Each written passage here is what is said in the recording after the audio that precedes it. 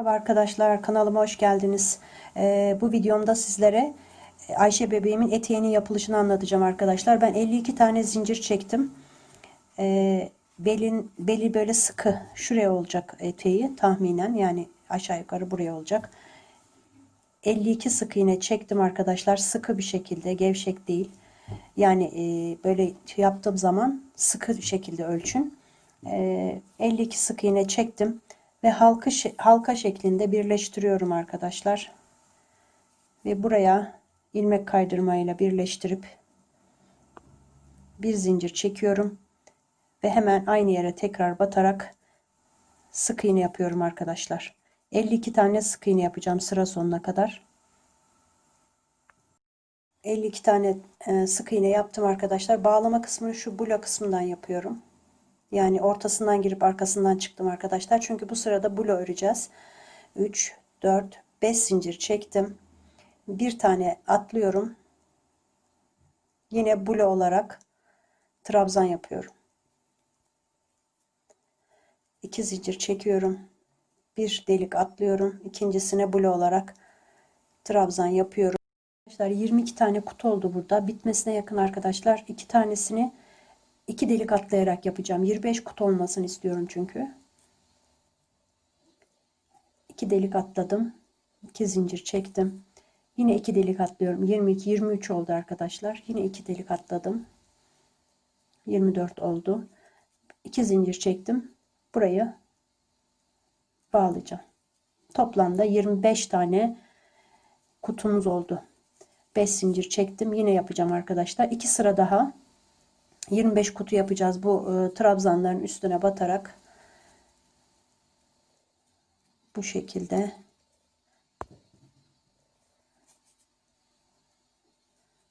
devam edeceğiz. 2 sıra daha yapacağız arkadaşlar. Bir yaptım. 2, bir tane daha yapacağım. 3 sıra olacak toplamda kutular.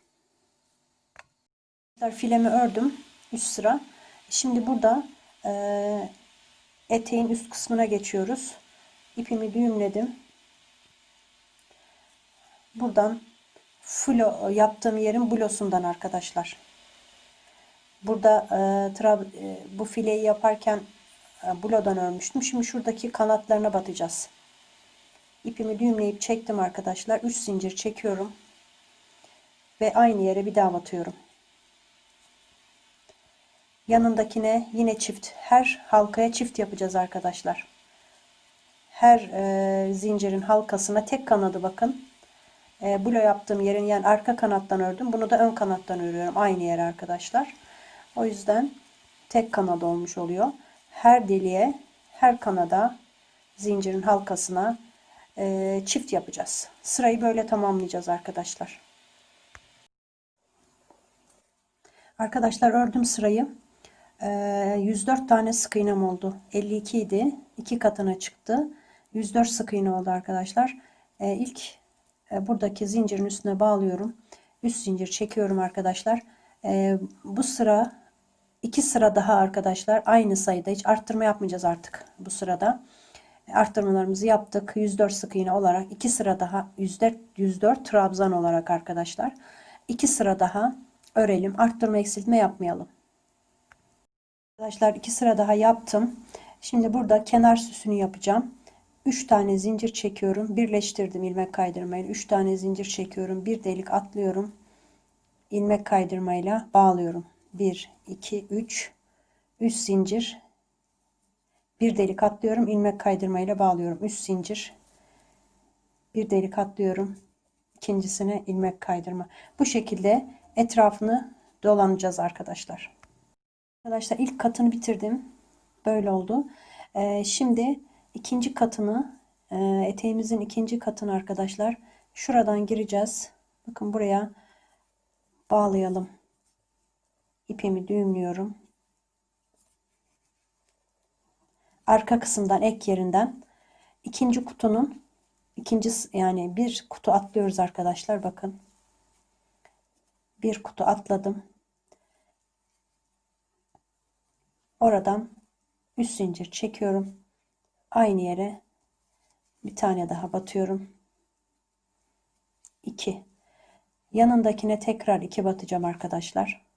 Bakın böyle batıyoruz. Kutunun kafesini arkadaşlar üstüne alıyorum. Şurasına batıyorum.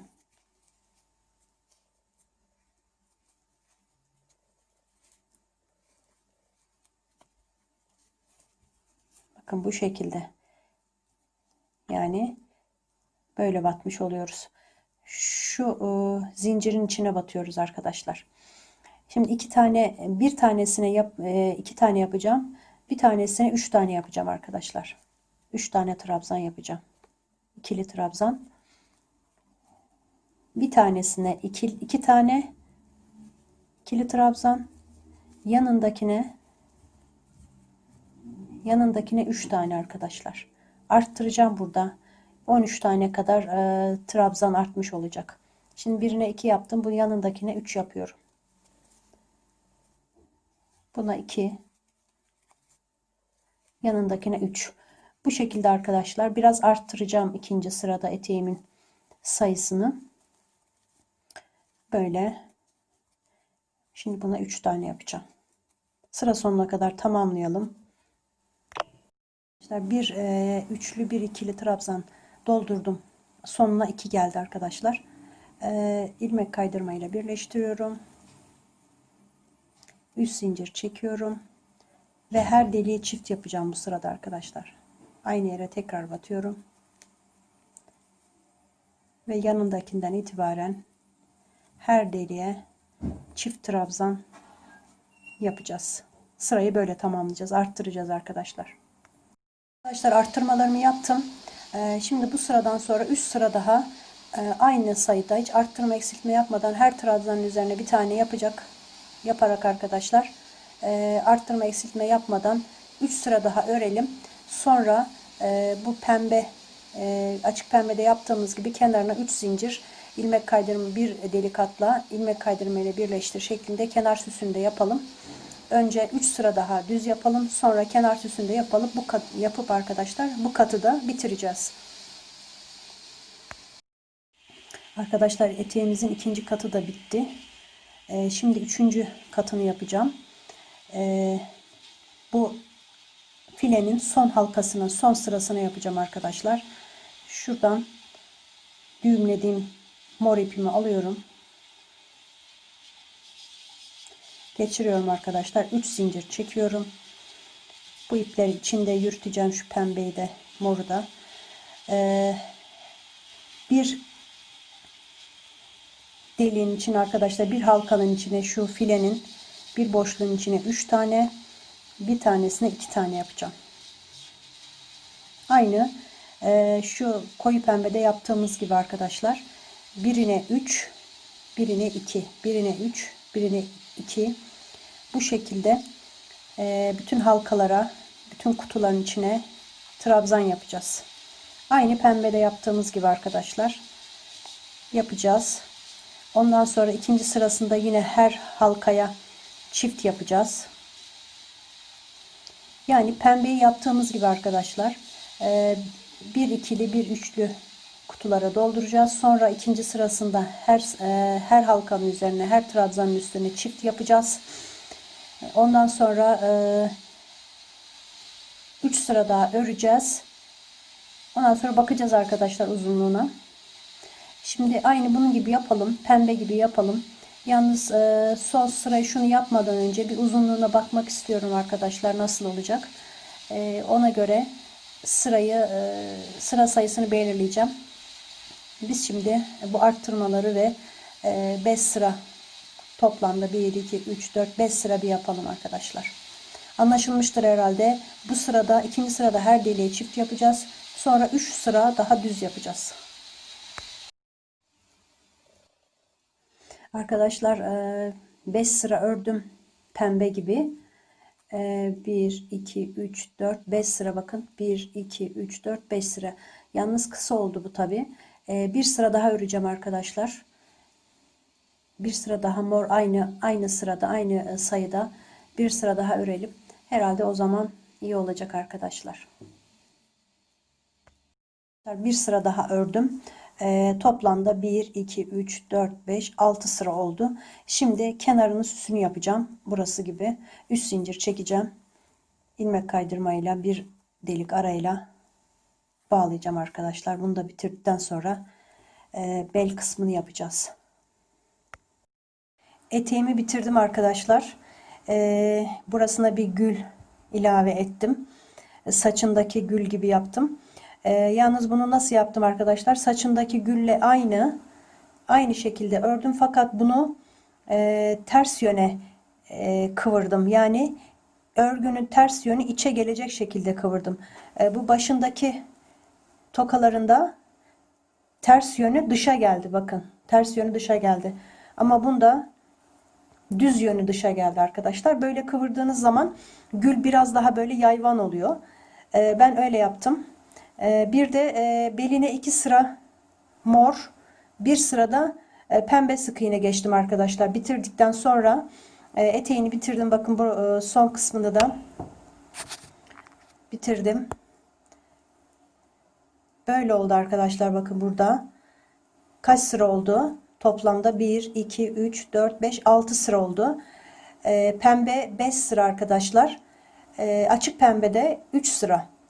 3, 5, 6 sıra. Yani burada 2 sıra ara verdiğim için bu 6 sıra oldu arkadaşlar. Böyle oldu eteğimiz. 2 sıra üzerine mor ve pembe, bir sırada koyu pembe geçtim. Ve bir tane de buraya gül ilave ettim arkadaşlar. Gül buraya kondurdum yine. Çünkü detay çok güzel oluyor. Bu gül başında olduğu için saçlarına toka olarak kullandım. Eteğinde de kullanmak istedim arkadaşlar. Bunu ne yapacağız? Bebeğimize geçireceğiz. Kollarını yukarı kaldırıp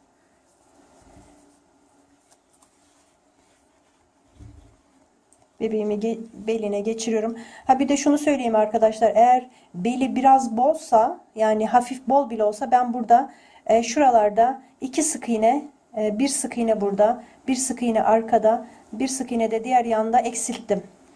Sık iğne yaparken üstüne normalde 52 sık iğne vardı. 50 48 sık iğne kadar, yani 3-4 sık iğne eksiltebilirsiniz. Eğer sıkıysa eksiltmenize gerek yok. Ama ben birazcık boldu eteğim. Öyle yaptım arkadaşlar. Bunları eksilterek sık iğneleri yaptım. Ama görünmeyecek şekilde arkadaşlar. Şurada yanlarda, şurada yanda, diğer yanda ve arkada eksilttim. Eteğimiz böyle oldu arkadaşlar. Ayşe bebeğimin eteği böyle giydirince arkadaşlar, bakın çok tatlı oldu. Şöyle de görebilirsiniz. Bir tek kaldı, başını dikeceğim arkadaşlar. Buraya ip bıraktım arkasında. Bu iple buraya tutturacağım arkadaşlar. Çünkü çocuklar oynarken etek çıkmasın, oynamasın yerinden. Buraya tutturacağım. Askı yapıyordum ama onu yapmadım arkadaşlar. Gül yaptığım için sade olsun istedim. Böyle arkadaşlar, detaylarımız çok şeker oldu bebeğimiz. Daha başını da ekleyeceğiz. Dikeceğiz arkadaşlar. Bir dahaki videoda baş dikme videosunda görüşmek üzere. Hepinize Allah'a emanet ediyorum. Hoşça kalın arkadaşlar. Kanalıma abone olmayı unutmayın lütfen. Desteklerinizi bekliyorum. İyi günler diliyorum.